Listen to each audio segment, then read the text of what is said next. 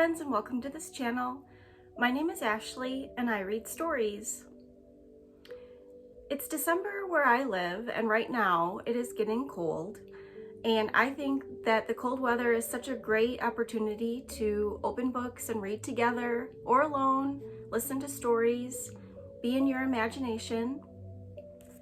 I've decided to read J.M. Barrie's masterpiece, Peter Pan. I say this about every book I read to you, but this is by far my absolute favorite story in the whole entire world. It's about, maybe you know, a little boy who never grows up, and I think there's something magical in the idea that you can hold on to a piece of yourself that will never grow old. There's something for everybody in this story. Lots of ideas to think about, and I think that's so much fun to think about ideas. I would like to just add before we start that this book and reading is dedicated to the person who has my secret kiss, wherever and wherever you are. Let's begin, shall we? Chapter 1, Peter Breaks Through. All children, except one, grow up. They soon know that they will grow up, and the way Wendy knew was this. One day, when she was 2 years old, she was playing in a garden, and she plucked another flower and ran with it to her mother. I suppose she must have looked rather delightful, for Mrs. Darlene put her hand to her heart and cried, "Oh, why can't you remain like this forever?" This was all that passed between them on the subject, but henceforth Wendy knew that she must grow up. You always know after you are 2. 2 is the beginning of the end. Of course, they lived at 14, and until Wendy came, her mother was the chief one. She was a lovely lady with a romantic mind and such a sweet, mocking mouth. Her romantic mind was like the tiny boxes, one within the other, that come from the puzzling East. However many you discover, there is always one more. And her sweet, mocking mouth had one kiss on it that Wendy could never get, though there it was, perfectly conspicuous in the right-hand corner. The way Mr. Darlene won her was this. The many gentlemen whom had been boys when she was a girl discovered simultaneously that they loved her. And they all ran to her house to propose to her, except Mr. Darlene, who took a cab and nipped in first, and so he got her. He got all of her, except the innermost box and the kiss. He never knew about the box, and in time he gave up trying for the kiss. Wendy thought Napoleon could have got it, but I can picture him trying and then going off in a passion, slamming the door. Mr. Darlene used to boast to Wendy that her mother not only loved him, but respected him. He was one of those deep ones who know about stocks and shares. Of course, no one really knows, but he quite seemed to know, and he often said stocks were up and shares were down in a way that would have made any woman respect him.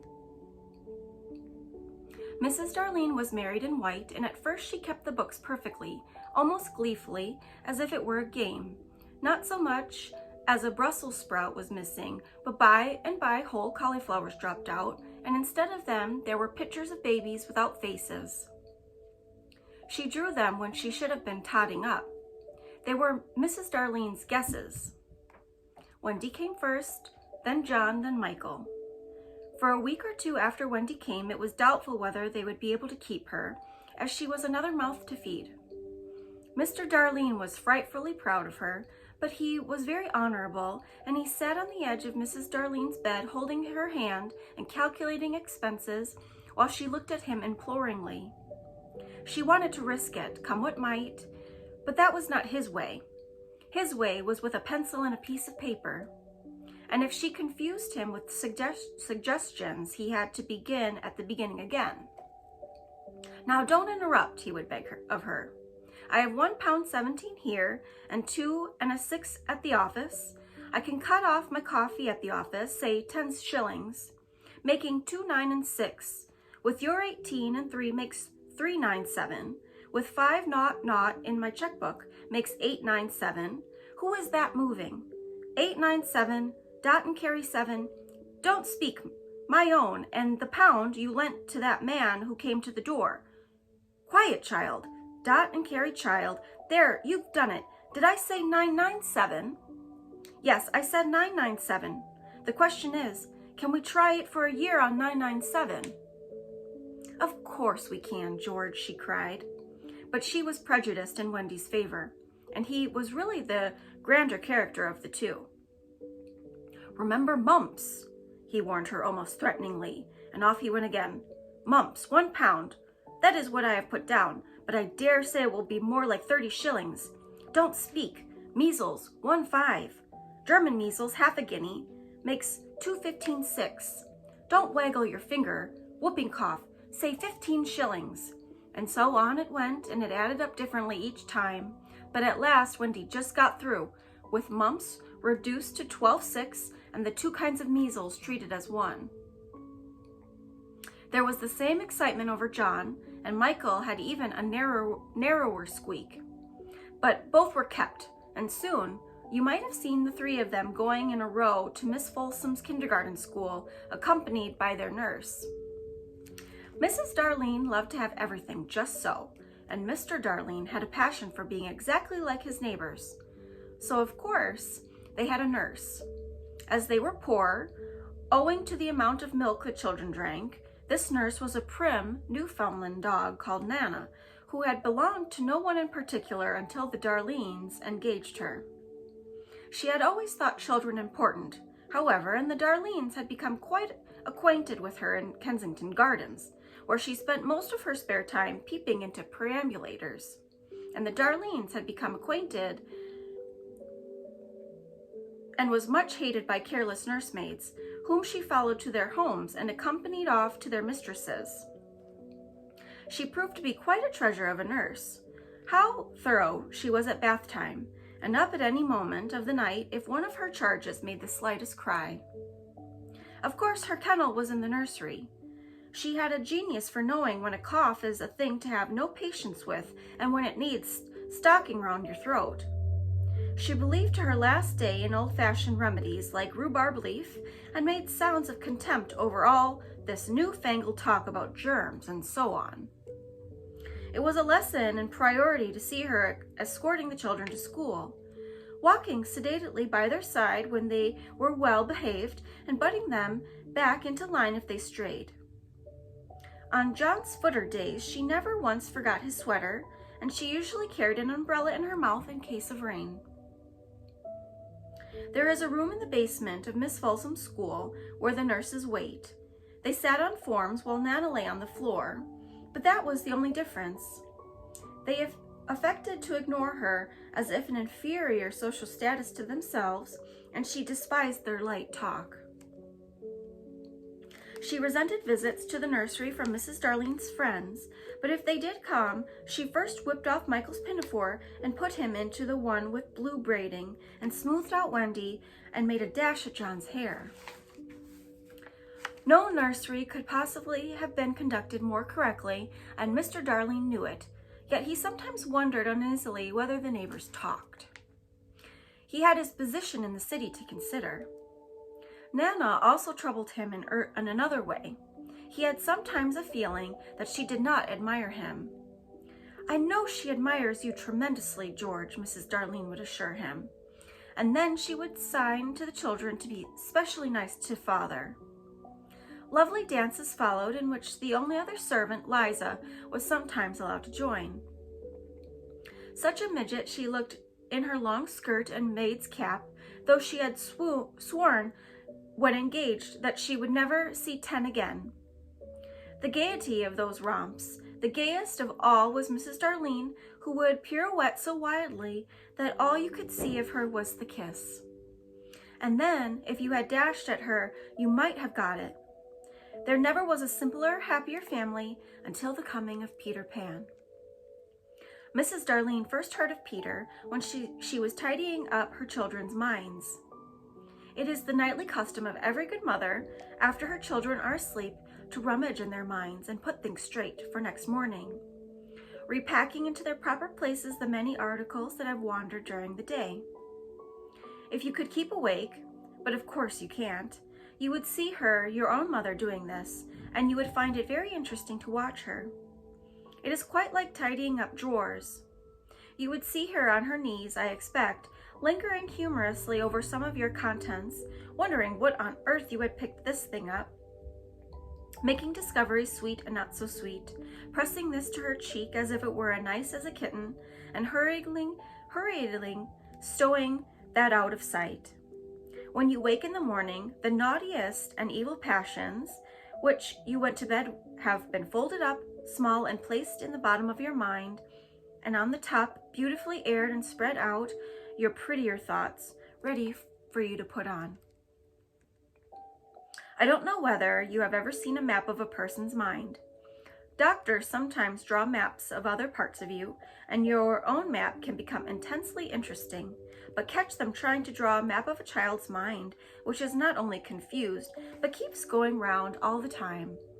There are zigzag lines on it, just like your temperature on a card, and these are probably roads in the island, for the Neverland is always more or less an island, with astonishing splashes of color here and there, and coral reefs and rankish-looking crafts in the offing, and savages in lonely lairs, and gnomes who are mostly tailors, and caves through which a river runs, and princes with 6 elder brothers, and a hunt fast going to decay, and one very small old lady with a hooked nose. It would be easy to map if that were all, but there is also first day at school, religion, fathers, the round pond, needlework, murders, hangings, verbs that take the dative, chocolate pudding day, getting into braces, say 99, 3 pence for pulling out your tooth yourself, and so on. And either of these are part of the island, or they are another map showing through, and it is all rather confusing, especially as nothing will stand still. Of course, the Neverlands vary a good deal. John's, for instance, had a lagoon with flamingos flying over it, at which John was shooting, while Michael, who was very small, had a flamingo with lagoons flying over it. John lived in a boat turned upside down on the sands, Michael in a wigwam, Wendy in a house of leaves deftly sewn together. John had no friends. Michael had friends at night. Wendy had a pet wolf, forsaken by its parents. But on the whole, the Neverlands have a family resemblance, and if they stood still in a row, you could say of them that they have each other's nose, and so forth. On these magic shores, children at play are forever beaching their coracles. We too have been there. We can still hear the sound of the surf, though we shall land no more. Of all delectable islands, the Neverland is the snuggest and most compact, not large and sprawly, you know, with tedious distances between one adventure and another, but nicely crammed. When you play at it by day with the chairs and tablecloth, it is not in the least alarming. But in the 2 minutes before you go to sleep, it becomes very nearly real. This is why there are night lights. Occasionally, in her travels through her children's minds, Mrs. Darlene found things that she could not understand, and of these quite and most perplexing was the world, Peter. She knew of no Peter, and yet here he was, and there in John and Michael's minds, while Wendy's began to be scrawled all over with him. The name stood out in bolder letters than any of the other words, and as Mrs. Darlene gazed, she felt that it had an oddly cocky appearance. Yes, he is rather cocky, Wendy admitted with regret. Her mother had been questioning her. He is Peter Pan, you know, Mother. At first, Mrs. Darlene did not know, but after another thinking back into her childhood, she just remembered a Peter Pan who was said to live with the fairies. There were odd stories about him, as that when children died, he went part of the way with them, so that they should not be frightened. She had believed in him at the time, but now that she was married and full of sense, she quite doubted whether there was any such person. Besides, she said to Wendy, he would be grown up by this time. Oh no, he isn't grown up, Wendy assured her confidently, and he is just my size. She meant that he was her size in both mind and body, She didn't know how she knew it. She just knew it. Mrs. Darlene consulted Mr. Darlene, but he smiled pooh-pooh. "Mark my words," he said. "It is some nonsense Nana has been putting into their heads, just the sort of idea a dog would have. Leave it alone and it will blow over." But it would not blow over, and soon the troublesome boy gave Mrs. Darlene quite a shock. Children have the strangest adventures without being troubled by them. For instance, they may remember to mention, a week after the event happened, and when they were in the wood, they met their dread father and had a game with him. It was in this casual way that Wendy one morning made a disquieting revelation. Some leaves of a tree had been found in the nursery floor, which certainly were not there when the children went to bed, and Mrs. Darlene was puzzling over them when Wendy said with a tolerant smile, "I do believe it is Peter again." "Whatever do you mean, Wendy?" "It is so naughty of him not to wipe," Wendy said, sighing. She was a tidy child. She explained in quite a matter-of-fact way that she thought Peter sometimes came to the nursery in the night and sat on the floor of her bed and played on his pipes to her. Unfortunately, she never woke, so she didn't know how she knew. She just knew. "What nonsense you talk, Precious. No one can get into the house without knocking." "I think he comes in by the window," she said. "My love, it is 3 floors up." "Weren't the leaves at the floor of the window, Mother?" It was quite true. The leaves had been found very near the window. Mrs. Darlene did not know what to think, it all seemed so natural to Wendy that you could not dismiss it by saying she had been dreaming. "My child," the mother cried, "why did you not tell me of this before?" "I forgot," said Wendy lightly. She went in a hurry to get her breakfast. Oh, surely she must have been dreaming. But on the other hand, there were the leaves. Mrs. Darlene examined them carefully. They were skeleton leaves, but she was sure they did not come from any tree that grew in England. She crawled about the floor, peering at it with a candle for marks of a strange foot. She rattled the poker up the chimney and tapped the walls. She let down a tape from the window to the pavement, and it was a sheer drop of 30 feet, without so much as a spout to climb up by. Certainly Wendy had been dreaming. But Wendy had not been dreaming, as the very next night showed, the night on which the extraordinary adventures of these children may be said to have begun. On the night we spoke of, all the children were once more in bed. It happened to be Nana's evening off, and Mrs. Darlene had bathed them and sung them till, one by one, they had let go their hand and slid away into the land of sleep.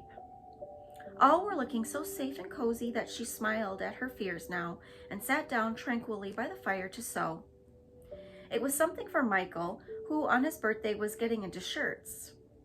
The fire was warm, however, and the nursery dimly lit by 3 nightlights, and presently the sewing lay on Mrs. Darlene's lap.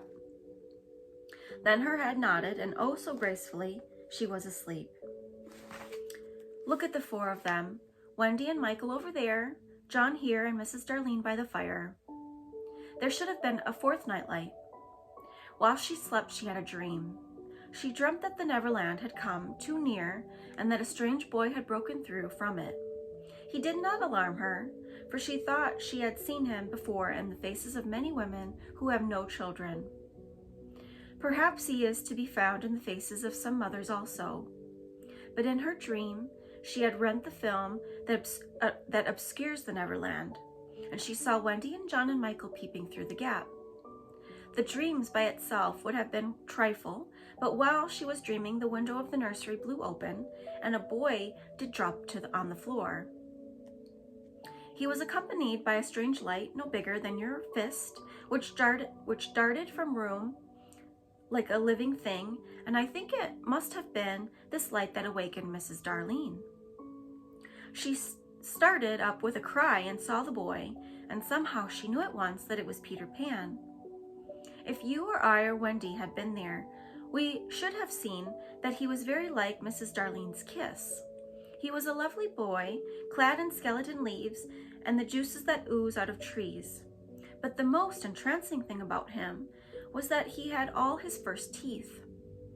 When he saw she was a grown-up, he gnashed the little pearls at her.